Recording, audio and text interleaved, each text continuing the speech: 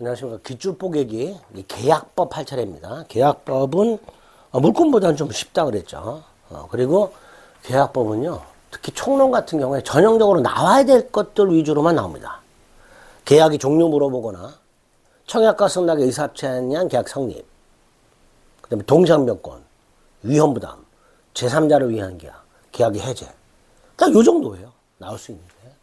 그런 거 위주로 문제가 어떤 식으로 출제가 되는가, 어디서 출제가 되는가, 뭐가 빈번하게 출제가 되는가, 뭐 이런 것들 위주로. 또 자주 출제되는 조문은 뭐가 있고 자주 출제되는 판례는 뭐가 있는가. 특히 이해가 안 되는 부분들은 거의 암기하다시피 해서 정리를 해 두셔야 됩니다. 자, 계약 총론. 계약의 종류, 유상이냐 무상이냐, 쌍무냐 편무냐, 요물이냐 낙성이냐, 일시적 계약이냐 계속적 계약이냐 등등등 종류 물어보는 거. 그 다음에 계약의 성립, 특히 청약과 승낙의 의사합체 계약 성립이 중요한데 조문이 있어. 527조부터 534조까지. 그 중에 청약과 승낙의 의사합체 계약 성립, 이게 중요하죠. 그리고 교차 청약에 한 계약 성립과 의사 실현에 의한 계약 성립, 532조 533조. 그 다음 계약은 성립했으나 계약의 목적 달성 원시적 불능일 때, 계약은 무효가 되면서 발생하는 손해배상 책임, 계약 체결상의 과실책임. 요게 뭐냐, 요런 것들 위주로 정리해 주시면 됩니다. 자, 하기 전에 이번 약관이 나왔는데요. 약관은 뭐 크게 신경 쓸 필요가 없습니다. 32회가 나왔죠. 그럼 당분간 나올 가능성이 거의 없어요. 다만 이 약관과 관해서 나올 만한 지문 한두 개로 계약관에서 나올 만한 것들이 몇 개 있긴 있어. 그것만 몇 개 확인합니다. 동그라미 1번. 고객에게, 우린 벌써 이거는 상식적으로 고객에게 과중한, 부당하게, 과중한 연체이자를 부담시키는 약관. 당연히 무효로 처리해야 되겠죠. 자, 2번 중요합니다. 약관을 해석을 했는데 그 내용이 불분명해. 그러면 누구한테 불리하게? 작성자에게 불리하게, 보험회사에 불리하게, 상대방에게 유리하게 해석합니다. 이거 꼭 기억하셔야 됩니다. 2번, 불분명할 때 작성자 불이익 해석의 원칙. 그다음 보통거래약관은 신의성시의 원칙에 따라서 약관의 목적과 취지를 고려해서 공정하고 합리적으로 해석해라. 뭐 당연하죠. 이거 상식의 문제죠. 자, 4번, 고객에게 부당하게 불리한 약관 조항은 당연히 불공정 조항으로 추정이 되어야 되겠죠. 약관규칙법에 있는 내용이고요. 자, 5번 중요합니다. 거래약관은 그 거래약관을 통해서 다수의 상대방과 계약을 하잖아요. 보험계약 생각해 보시면. 그러니까 그 내용을 객관적이고 통일적으로 해석을 해야 되죠. 계약 상대방마다 해석 내용이 달라져서는 안 되잖아요. 얘는 이렇게 해석하고 이 사람은 이렇게 해석하고 그러면 안 되겠죠. 그래서 보통 거래약관은 개개 계약 체결자의 의사나 구체적 사령을 고려함이 없이 구체적 주관적이 아니라 통일적, 객관적으로 해석해야 됩니다. 그래서 약관과 관련해서 약관 해석의 원칙 2개. 불분명할 때 작성자 불이익 해석의 원칙과 객관적 통일적 해석 원칙. 요거를 좀 기억해달라. 요거를 좀 기억해달라. 자, 이제 계약의 유형 잘 나오죠. 쌍무, 편무, 유상무상, 낙성요물. 요건 반드시 구별할 수 있어야 됩니다. 여러 차례 말씀드렸죠. 자, 1번 예약.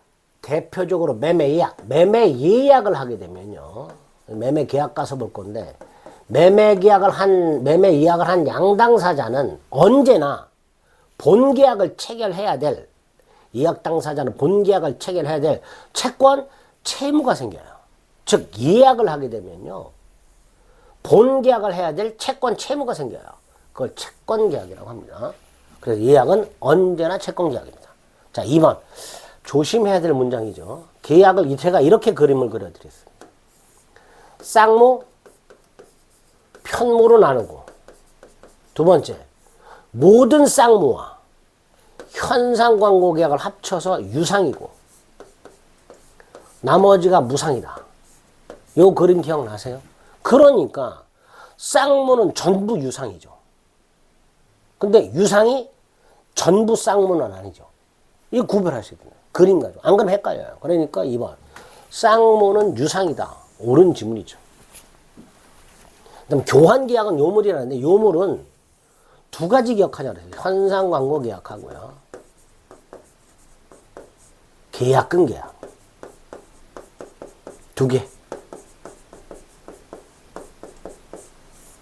현상광고 계약하고 계약금 계약 두 가지. 암기하자 그랬습니다. 제가 다시 한번요. 요물계약은 뭐가 있다고요? 현상광고 계약하고요. 계약금 계약 두 가지. 1번, 3번 틀렸죠? 매매. 유상이죠? 쌍무죠? 낙성이고요. 분류식 계약이고요.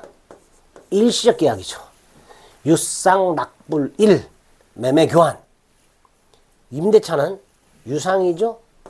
쌍무죠? 낙성이고요. 분류식이고요. 계속적 계약입니다. 유상, 낙불, 개 이렇게 되겠죠. 어? 암기. 3번 매매. 유상, 쌍무, 낙성. 중개. 중개계약은 민법에 없어요. 공인중개사법에 있습니다.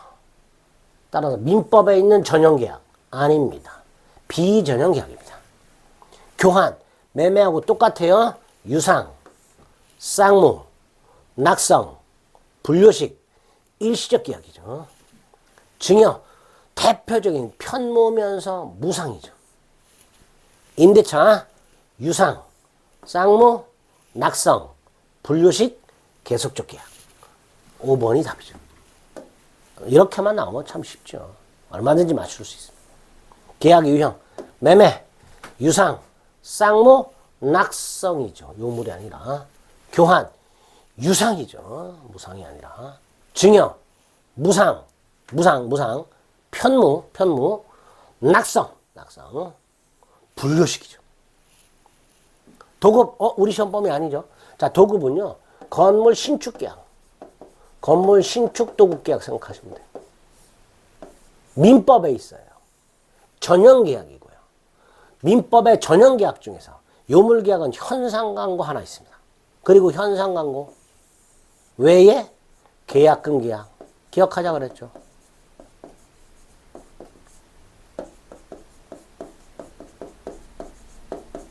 이게 요물이라 그랬죠. 그러니까 도급은 요물이 아니라 낙성 이렇게 되겠죠. 임대차 유상 쌍무 편무가 아니라 쌍무. 답은 3번. 이렇게 쉽게 나오면 참 좋죠. 5번 마찬가지입니다. 쌍무 도급. 건축주는 공사대금 지급 의무. 건축회사는 건물 완공 의무. 이게 도급이니까 쌍무죠. 편무. 어느 한쪽만 의무를 부담하는 게 편무죠. 자, 편무의 대표가요. 증여가 있고요. 사용대차가 있고요. 현상광고가 있어요. 증여, 사용대차, 현상광고. 대표적인 편무입니다. 그 다음 돈 빌리는 거. 소비대차. 돈 빌려주는 거 소비대차. 그 다음에 위임. 일 맡기는 거. 임치. 보관하는 거. 요 세 가지. 돈 빌려주는 거, 일 맡기는 거, 위임, 물건 보관하는 거, 임치. 요 세 놈은 무상일 때 편무입니다. 그냥 편무 3개, 증여, 사용대차, 현상광고. 그냥 편무 3개, 증여, 사용대차, 현상광고. 그 다음에 소비대차, 위임, 임치. 소비대차 돈 빌려주는 거, 위임 일 맡기는 거, 임치 물건 보관하는 거. 요 세 가지 무상일 때 편무입니다. 임대차 유상, 쌍무, 낙성, 분류식. 자, 무상. 자, 무상은 대표적인 게 두 개. 증여, 사용대차. 대표적인 무상 두 개가 사용대차 무상이죠. 자, 현상광고, 유상, 쌍무, 낙성이 아니라 요물계약이죠. 요물. 암기하자 그랬죠. 요물계약 두 개. 현상광고 계약, 계약금 계약. 5번이 틀렸죠.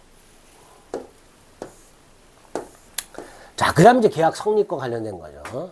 계약 성립 중에서 청약과 승낙의 의사청 계약 성립이 대표적이죠.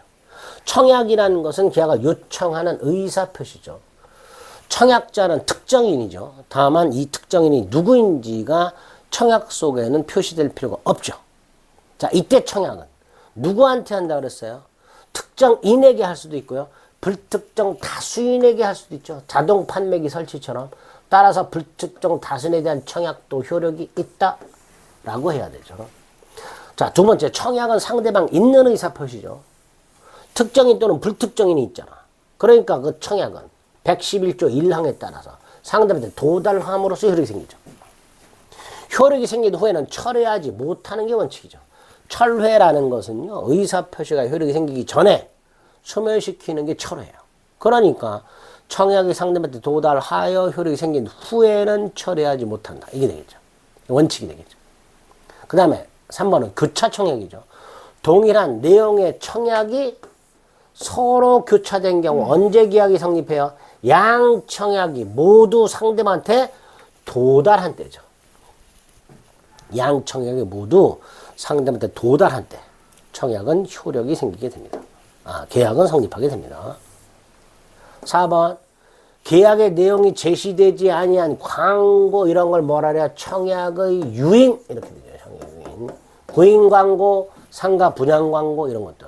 청약은요, 승낙만 받으면 계약이 성립될 정도의 구체적이고 확정적 내용이 들어 있어야만 됩니다. 그러니까 이건 청약의 유인에 불과하겠죠. 견적서 제출 마찬가지죠. 청약의 유인이죠. 그죠? 광고, 견적서 제출, 전형적인 청약의 유인 이렇게 됩니다. 7번 또 나왔네요. 청약은 특정인에게 할 수도 있고 불특정 다수인에게 할 수도 있죠. 반면에 승낙은 어때요? 당연히 특정한 청약자한테 해야 되죠. 청약은 특정인에게 할 수도 있고 불특정 다수인에게 할 수도 있지만 승낙은 반드시 특정한 청약자한테 해야 되죠. 따라서 불특정 다수인에 대한 승낙은 효력이 없죠. 청약과 승낙 둘 다 원칙적으로 상대방한테 도달한 때 효력이 생깁니다. 그 원칙입니다. 다만 531조 격지자 사이에서만은 승낙 통지는 발송한 때 효력이 생길 뿐입니다. 예외입니다. 격제 사이에서 승낙 통지를 발송한 때 효력이 생기도록 특별하게 규정을 두고 있어요. 근데 이건 특별한 거야. 예외야. 원칙은 111조 1항에 따라서 상대방한테 도달한 때 효력이 생깁니다. 4번 529조 승낙기간을 정하지 않고 청약을 했다. 상당한 기간까지 승낙을 받지 못하면 청약은 효력을 잃는다. 이렇게 되어 있죠. 상당한 기간에 경과하면 청약은 효력을 잃는다가 아니고 그 상당한 기간 내에 승낙을 받지 못하면 청약은 효력을 잃어요. 따라서 이 상당한 기간은 승낙 기간의 의미도 갖게 되는 거예요. 4번 조심하세요. 다시 한번. 상당한 기간이 경과함으로써 효력을 잃는다가 아니라 상당한 기간 내에 승낙을 받지 못함으로써 효력을 잃습니다. 자, 승낙 기간을 정하지 않았어요. 상당한 기간이 지났어요. 이 상당한 기간이 지날 때까지 승낙을 받지 못해서 상당한 기간이 지나서 승낙이 도달했어. 이게 뭐예요? 연착한 승낙이죠. 530조에서 뭐라고 돼 있어요? 청약자가 새 청약으로 볼 수 있다. 연착한 승낙에 대해서는 청약자가 새 청약으로 볼 수 있다. 이렇게 되어 있습니다. 3번이 틀렸죠. 조문이죠. 암기하셔야죠. 1번 격지장 간의 청약은 자유로이 처리할 수 있다. 아니죠. 청약이든 승낙이든 상대방한테 도달함으로써 효력이 생기면 철회 못하죠. 특히 청약은 527조에서 청약의 구속력을 정해놨죠. 청약은 철회하지 못한다. 1번 틀렸죠. 상대방 있는 의사표시고요. 청약은. 청약자는 특정인인데 그 사람이 누구인지 표시할 필요가 없으며, 두 번째, 청약의 상대방은 특정인일 수도 있고 불특정 다수인일 수도 있죠. 틀렸죠. 1번도 틀렸고 2번도 틀렸죠. 3번 111조 2항 발송 후 사정 변경. 청약자가 청약을 발송한 후 사망하거나 제한 능력자가 되더라도 그 의사표시 효력에는 영향을 미치지 않는다. 청약은 효력을 상실하지 않는다. 4번 격지자 간의 계약은 승낙의 통지를 발송한 때 성립한다. 격승 발송한 때. 그죠? 틀렸죠? 자, 5번 승낙기간을 정해서 청약을 했습니다. 528조 1항. 언제까지? 답을 달라. 그런데 청약자가 기간 내에 승낙을 받지 못한 채 기간이 경과했다. 그럼 청약은 효력이 상실된다. 528조 1항. 기간을 정했다. 그 정한 기간 내에. 기간을 정하지 않았다. 상당 기간 내에 승낙을 받지 못한 때 청약은 효력을 잃는다. 528조 1항과 529조. 꼭 기억하셔야 됩니다. 5번이 답이 되겠죠.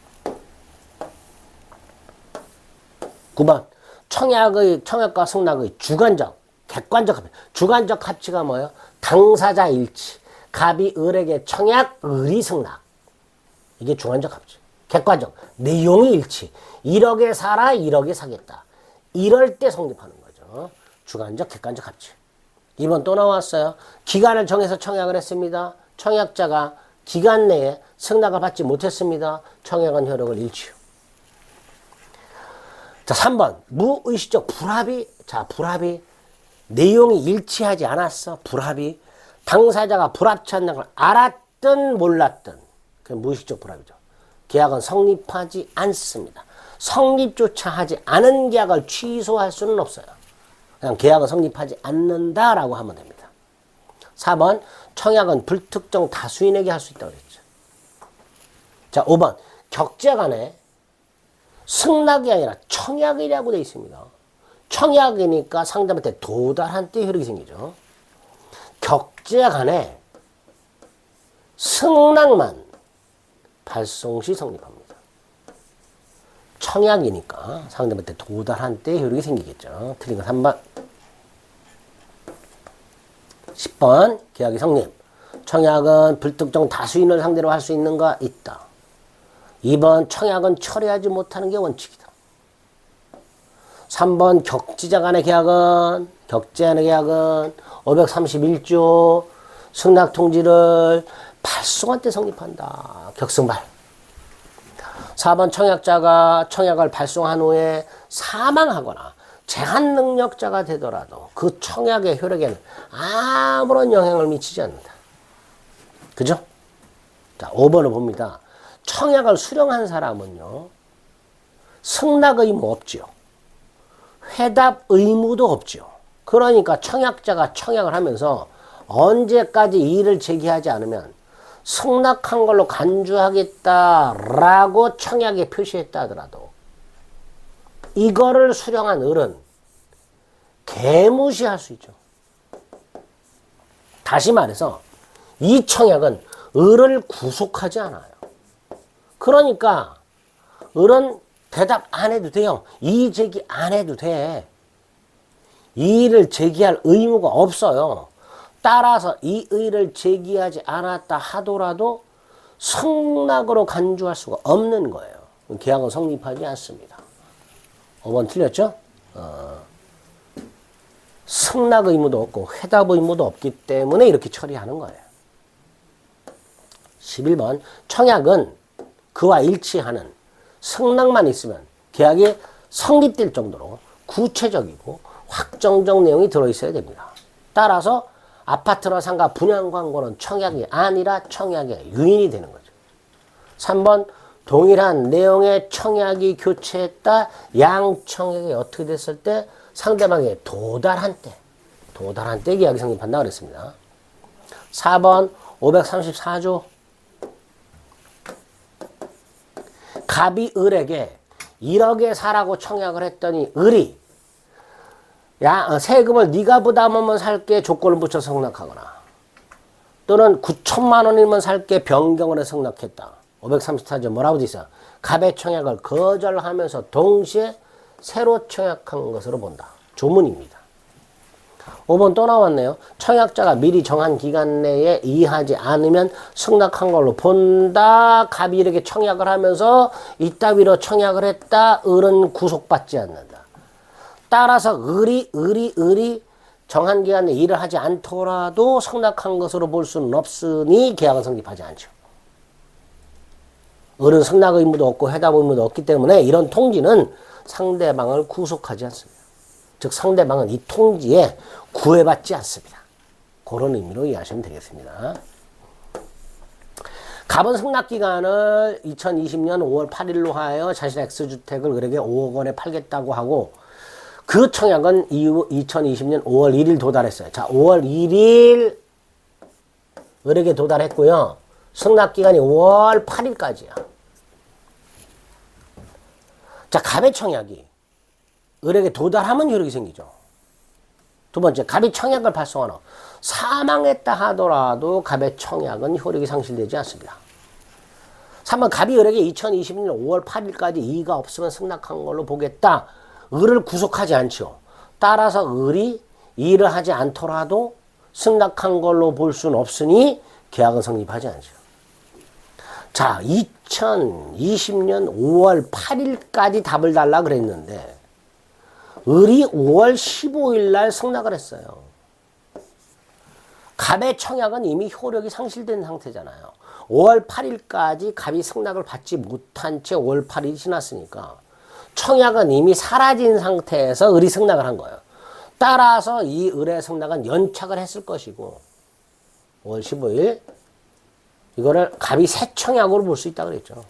그래서 이 연착한 승낙에 대해서 갑은 새 청으로 보고 갑이 다시 승낙을 하게 되면 계약이 성립할 수도 있겠죠. 자, 을이 5억 원을 5천으로 잘못 읽었어요. 그래서 5천에 사겠다 그랬어요. 불합치죠. 5억에 팔겠다. 5천에 사겠다. 불합치하잖아요. 계약은 성립하지 않습니다. 이렇게 되겠죠. 틀린 2번. 13번 갑이 을에게 우편으로 X건물을 3억 원에 매도하겠다. 회시는 10월 5일까지 달라. 갑의 편지가 9월 4일 발송돼서 16일 을에게 도달됐다. 자, 그럼 갑의 청약은 9월 16일 날 효력이 생기고 10월 5일까지 승낙기간이죠. 그죠? 갑의 청약은 9월 16일 날 효력이 생겼어요. 자, 갑은요 10월 5일까지는 청약을 철회하지 못합니다. 기억 틀렸어요. 전제가. 갑의 청약이 9월 16일 날 을에게 도달했기 때문에 갑은 10월 5일까지는 청약을 철회하지 못합니다. 자, 을이 9월 20일 날 승낙을 발송했어요. 그리고 9월 22일 날 갑에게 도달했습니다. 자, 기간 내에 도달했죠. 승낙 기간이 10월 5일인데 승낙이 9월 22일 날 도달했으니까 계약은 성립했죠. 그리고 여기에 531조를 적용한다는 거예요. 격지자. 언제 성립했다? 발송시 성립한다. 9월 20일 성립한다. 디귿 을이 9월 27일 2억 5천만으로 조정해 줄 것을 조건으로 승낙했으니까 534조. 이게 새 청약이잖아요. 그죠? 이게 새 청약이야. 그래서 을의 승낙은 청약 거절과 동시에 새 청약한 걸로 본다. 이렇게 되겠죠. 자, 14번. 계약 체결상의 과실 책임. 이거 어떨 때 하는 거예요? 계약은 성립했으나 목적 달성이 원시적 불능일 때, 원시적 불능. 계약은 무효이면서 그 불능을 알았거나 알 수 있었던 자가 선의무과실의 상대방에 대해서 이해이익을 넘지 않는 범위 내에서 신뢰익을 배상해라. 이게 계약체결상의 과실책임이잖아요. 그러니까 원시적 불능을 찾아내면 돼요. 다만 수량을 지정한 매매에서 실제 면적이 계약 면적에 미달하면 이건 뭐예요? 담보책임이잖아요. 이건 담보책임. 수량 부족 일부 멸실. 그죠? 이건 담보책임으로 해결하면 되니까. 2번 토지에 대한 매매계약 체결 전 이미 수용이니까 이게 원시적 불능이죠. 이게 계약 체결상의 과실책임의 문제가 될 수 있는 거죠. 반면에 계약 체결 후 가혹이 전수니까 후발적 불능이죠. 그리고 제3자 방하니까 갑도을도 잘못이 없으니 위험 부담이죠. 4번 그림을 임대차 계약을 한 후에 임대인 잘못으로 파손됐으니 이건 채무불이행이죠.